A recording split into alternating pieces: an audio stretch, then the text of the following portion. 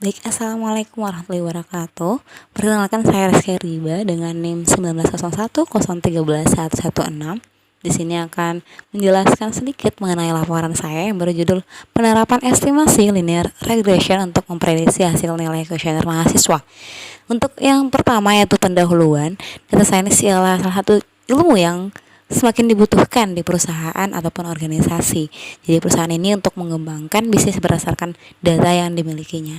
Dan kelebihannya yaitu untuk mampu memprediksi masa depan secara akurat, efektif, dan juga efisien, sehingga dapat dilakukan dengan bantuan beragam algoritma yang ada.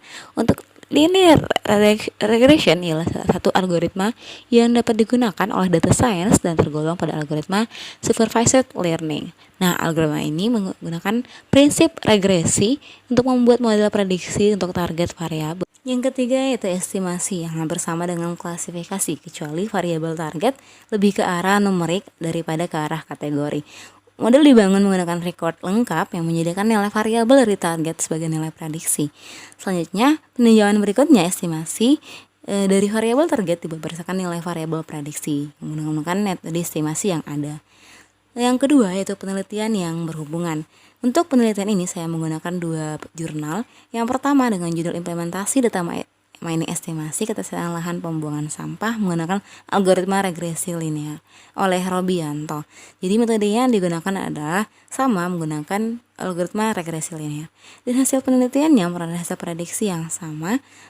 Prediksi sampah pada tahun 2025 ialah sekitar 4.853 ton. Untuk yang ketiga yaitu metode penelitian dalam menganalisis data menggunakan CRISP-DM atau Cross Industry Standard Process for Data Mining.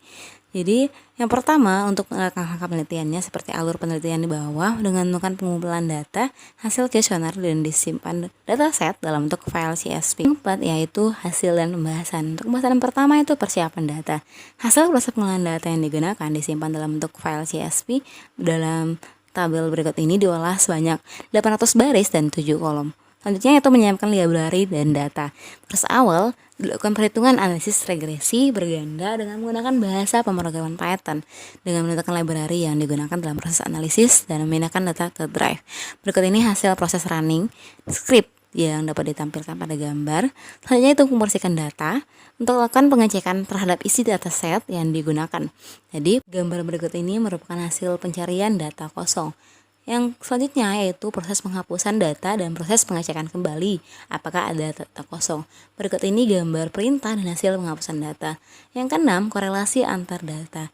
Jadi digunakan untuk melihat keterkaitan tentang derajat hubungan variabel sehingga dapat mengetahui hubungan variabel yang ada. Seperti berikut ini, perintah dan hasil analisis korelasi data.